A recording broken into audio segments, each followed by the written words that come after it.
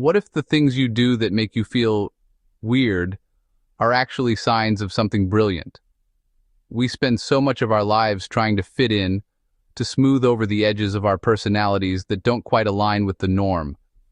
We learn from a young age that there's a right way to behave, a normal way to think. And when our own internal wiring doesn't match that template, we feel a sense of friction, a quiet alienation. We might talk to ourselves, get lost in thought at inconvenient times, or organize our books by color instead of author.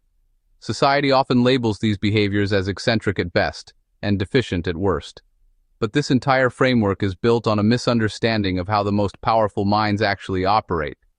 Those little quirks, the habits you might even try to hide, what if they aren't flaws at all, but the very engine of high intelligence? Think of the brain as a sophisticated processing unit. A standard model is designed for efficiency in common, everyday tasks. It follows established pathways.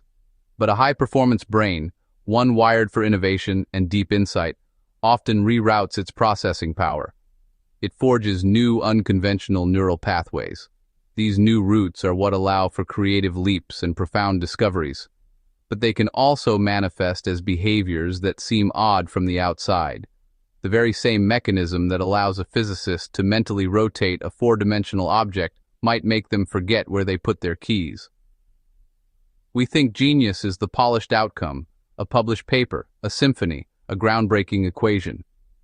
We see the pristine marble statue, but we don't see the chaotic studio, the floor covered in dust and discarded stone chips. We read the elegant final proof, but we miss the hundreds of pages of frantic, failed attempts that came before it. We admire the end product, the artifact of intelligence, because it's clean and comprehensible. But brilliance isn't just the destination, it's the journey. And that journey is often paved with some very strange behaviors. History is filled with examples. Nikola Tesla, whose mind birthed our modern electrical grid, was obsessed with the number 3 and had a phobia of round objects. Virginia Woolf, one of the most important modernist authors, wrote many of her masterpieces standing up.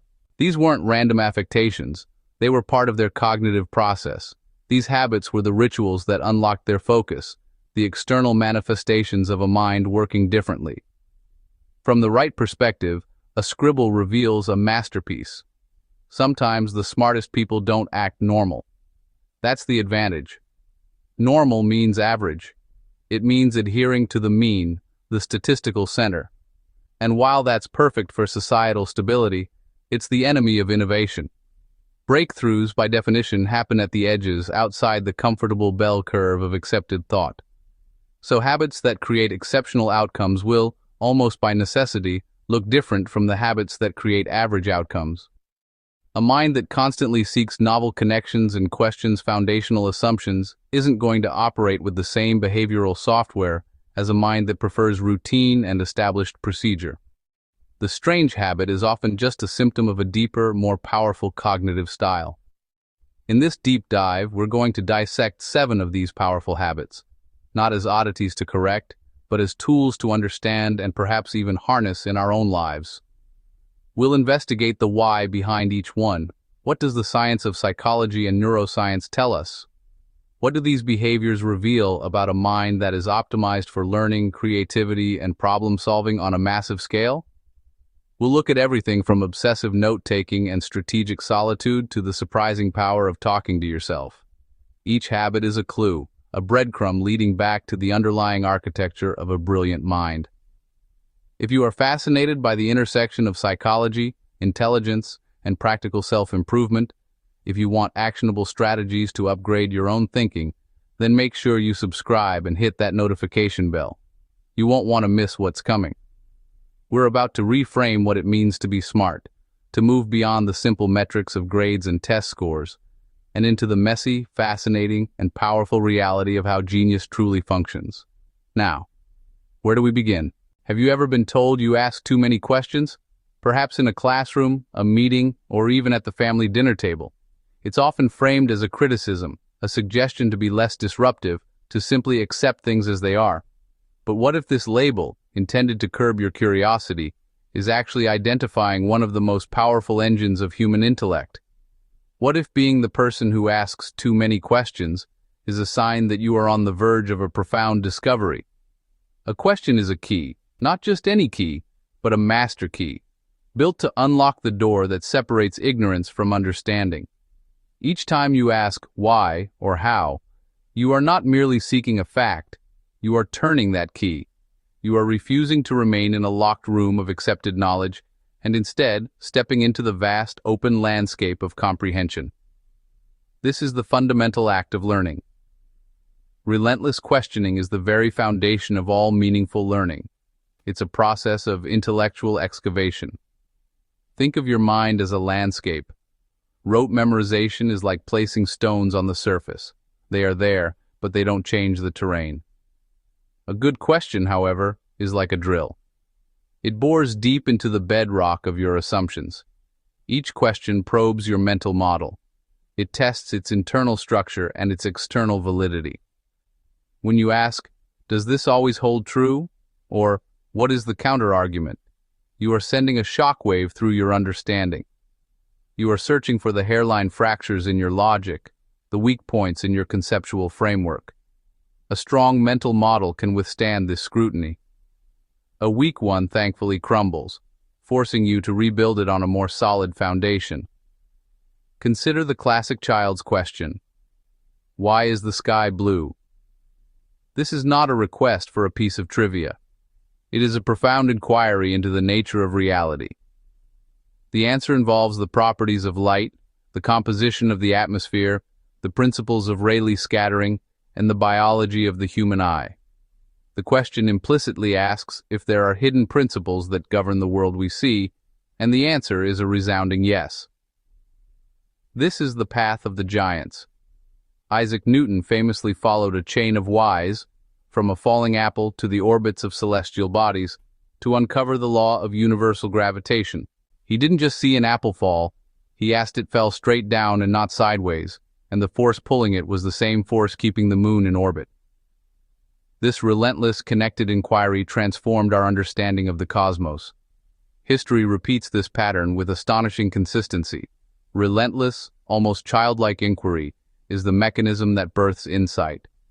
From Marie Curie asking what else might be emitting mysterious rays from uranium ore, to Einstein wondering what it would be like to ride on a beam of light, the greatest leaps forward begin not with an answer, but with a disarmingly simple, powerful question. So, take a moment and hold your last real question. That little mental itch, that thing you wondered about and then dismissed. That isn't a distraction, it's your intelligence at work. It's the engine of knowing, idling, waiting for you to engage the clutch. Don't ignore it, nurture it, follow it. Because the answers you find through this process don't just add a new fact to your collection, they don't just add a new city to your mental map. The truly great answers, born from the deepest questions, redraw the continents. They reshape your entire understanding of the world. This is because high intelligence cannot tolerate dissonance for long. When two ideas contradict, or when observation clashes with theory, the curious mind feels an intense need to reconcile the conflict. It doesn't just pick a side, it seeks a higher truth that explains both. Think of Edwin Land. While on vacation, his 3-year-old daughter impatiently asked why she couldn't see the photo he had just taken of her. A simple child's why. For most, it's a fleeting thought. For Land, it was an intolerable dissonance between the act of capturing an image and the act of seeing it. This question led directly to the invention of the Polaroid camera. A simple question, a revolutionary result. So, embrace the questions, cultivate them. The quantity and quality of your inquiries will always outperform a brain filled with memorized, unexamined answers. True intelligence isn't about knowing everything, it's about having the courage to ask about anything. Overthinking feels like a bug, an anxious loop, but it's the shadow of deep pattern recognition. Brilliant minds correlate. They weave threads into tapestry. Different domains, same engine. Rumination until harmony emerges. Downside, seeing patterns that aren't there or oversticking to a problem. Reframe. You aren't broken. Your brain found a puzzle. Externalize loops into lines. Transform worry to analysis. Unproductive loops circle. Productive spirals climb to insight. Give your overthinking a task and a time box. Harness the power. Managed well, you see deeper, anticipate better, solve harder. The goal isn't to stop overthinking. Become skilled at it. Structure the rumination. Let it work for you, not against you. Drained after a party? That's cognitive energy, not antisocial. For some, conversation consumes all processing power. Solitude frees resources, switches to the default mode network. That's where reflection, synthesis, and imagination live. Quiet incubates ideas. Unpressured sandbox for trial and failure. Asynchronous collaboration wins. Input, solitude, refined output. Feature, not bug. Solitude optimizes deep creative work. Groundbreaking ideas rarely come from committees. Protect your recharge. Your best work depends on it. Close the social program. Let deeper processes run. Solitude makes you more present when you return. Recharge the battery that powers insight. The early bird gets the worm, sure, but that's half the story. Night owls hit cognitive prime while the world sleeps. Eveningness correlates with creativity, intelligence, divergent thinking. Reduce stimuli, plus slight fatigue lowers inhibition, ideas surface. Different mental state, biological, not laziness. Like night blooming flowers, right work, right time. Architect your life around peak hours, defend the golden window, prepare for flow, remove friction and distractions. Do high creation at night, save admin for low-energy daylight.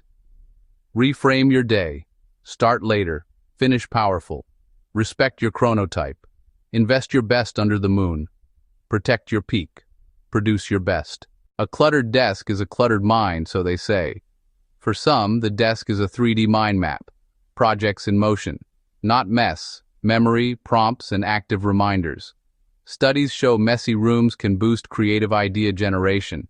This isn't squalor. Curate a live system. Archive the dead.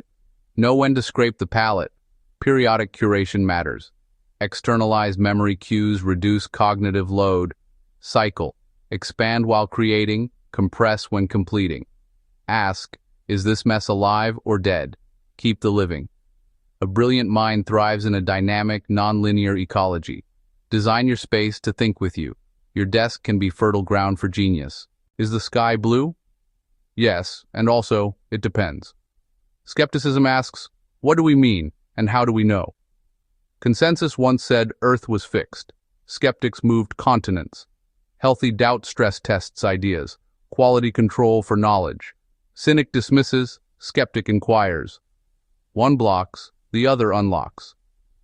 Doubt fuels discovery. Survivors of scrutiny earn truth. If you chase sources and methods, you're in the grand tradition. Every major innovation began with profound skepticism. A powerful question. What evidence would change our minds?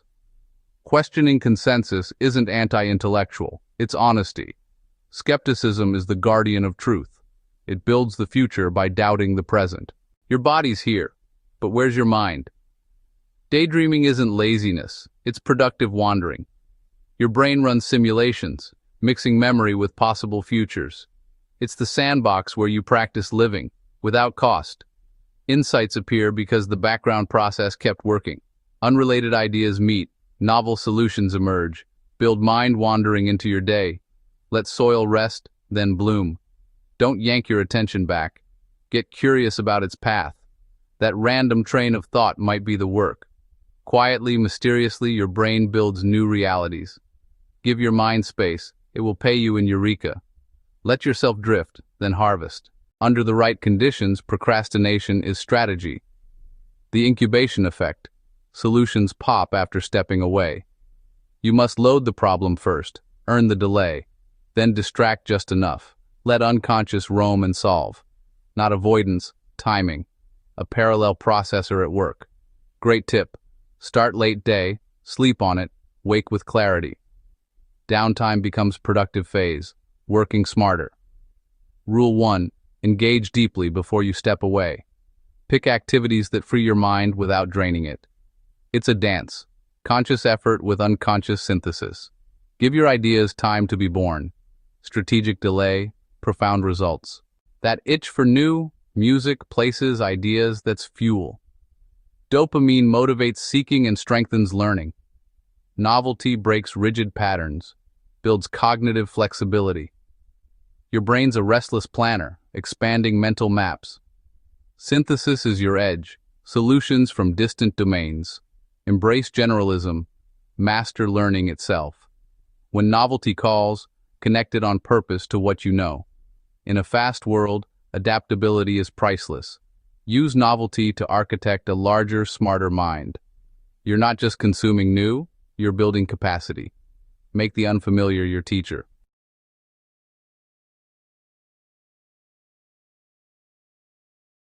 Admit it. You talk to yourself. Good. Private speech organizes thought. Vygotsky knew. Saying it out loud forces structure and clear feedback. You become your own coach under pressure. Self-talk hands the director a megaphone. Instructional self-talk boosts performance. Verbalizing reframes the problem and unlocks direction. Using your name creates distance, cooler decisions. Pace, gesture, argue with yourself, out loud. It's command and control for your mind. Have a meeting with the smartest person you know, yourself. Use your voice to clarify your mind. Not difficult. Just unconvinced? That's contrarian thinking. It externalizes internal debate to test reality. Propose alternatives. Reorder reality when evidence leads. Frame dissent as shared investigation, not a win. Reward respectful critique. Ask, what are we missing? Conformity pressure makes you prepare and sharpen ideas. Contrarians stay open to being wrong. Conspiracies don't. You guide the herd away from hidden risks. Turn disagreement into discovery. Elevate the group's intelligence. Be the brave voice. Steer toward clearer thinking.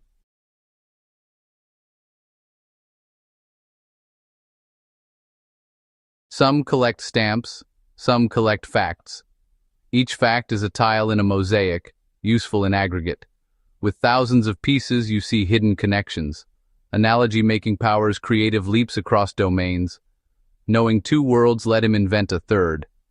Learn for the joy of understanding. Fuel your analogy engine. You're stocking ingredients your future self will cook with. Breakthroughs hide at intersections. Follow odd fascinations. Your favorite fact isn't trivia, it's a key. Collect, retrieve, connect. Make your mind a living network. This is the superpower behind discovery. It's anything but a trivial pursuit. So, there you have it. 12 habits that might have once felt like personal quirks, maybe even things you tried to hide. But now you can see them for what they truly are, secret handshakes. They are the subtle, shared signals that connect you to a lineage of brilliant minds throughout history. The thinkers, the creators, the innovators who refuse to see the world in black and white. Recognizing these traits in yourself isn't just about feeling smart, it's about feeling seen. It's the quiet acknowledgement that your unique way of processing the world isn't a bug, but a feature, a powerful one. Because beneath the surface of these habits, a complex engine is constantly running. This isn't just a random collection of behaviors, it's a finely tuned cognitive system. The creativity it fosters is the kind that connects the unconnected, that sees a forest where others only see trees. It's the spark that allows you to draw a line from a historical anecdote to a solution for a modern-day problem. Then there's the analysis. This is the engine's quality control. It's the part of your mind that isn't satisfied with the surface-level answer, that rigorously tests assumptions and deconstructs arguments to find the fundamental truth. It's what turns a vague idea into a robust, defensible strategy. And when creativity and analysis work in tandem, they produce the holy grail, innovation. Innovation is the practical application of a novel idea. It's the bridge from what if to what is. These 12 habits are the foundational exercises that strengthen both sides of this equation, allowing you to not only generate groundbreaking ideas but also to execute them with precision and impact. So, I urge you, make a conscious decision to cultivate this engine. Refuse boredom as if it were a poison to your intellect. See it not as a lack of things to do, but as a signal that you've stopped asking questions. When that feeling creeps in, that's your cue to dig deeper. Don't just scratch the surface of a topic. Excavate it. Understand its history, its mechanics, its critics. And as you explore, wander wisely. Let your curiosity be your compass, guiding you down fascinating rabbit holes and across seemingly unrelated fields of knowledge. This is where true synthesis happens. And when you find yourself holding an opinion that goes against the grain, lean into your contrarian thoughts. Don't dismiss them as argumentative or difficult. Interrogate them. Why do you feel this way? What evidence supports your minority view? Often, the most profound insights are found in the perspectives everyone else has overlooked. Finally, give your daydream space. Protect that time. Schedule it if you have to. Understand that when you're staring out the window, you're not being unproductive. Your brain is running one of its most powerful programs, consolidating memories and forging new neural pathways. These aren't just habits, they are cognitive superpowers. They are the tools that separate passive consumers of information from active creators of value. You have them. Now, the choice is to consciously and deliberately use them.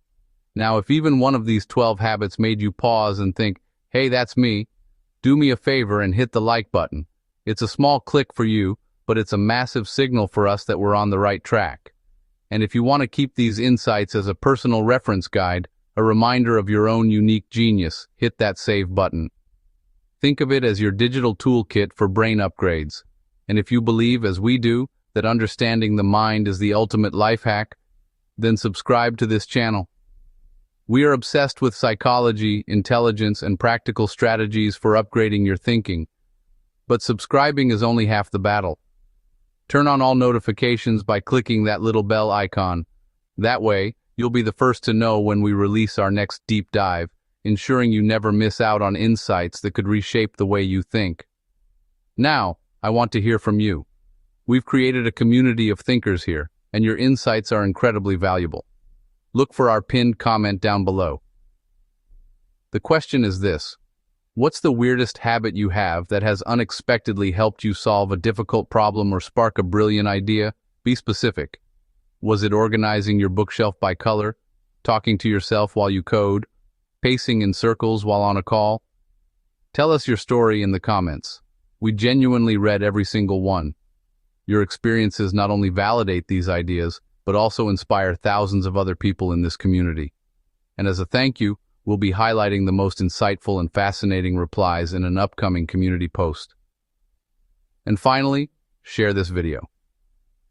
Think of that one friend, the one you go to when you need a different perspective, the one who is both the smartest and maybe the weirdest person you know. Send this to them. Don't just share the link. Ask them which habit resonates with them the most. Start a conversation. These are the discussions that deepen friendships and sharpen minds. So, to recap the mission, like this video if a habit surprised you. Save it for your personal growth library. Subscribe and hit the bell for your weekly brain upgrade.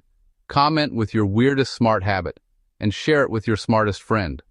Remember, sometimes the smartest people don't act normal, and that is their greatest advantage. It's the courage to deviate from the norm that allows them to discover what no one else has. Embrace your inner weirdness. It's the signature of your genius. Thank you for investing your time with us today. We can't wait to see you in the next deep dive.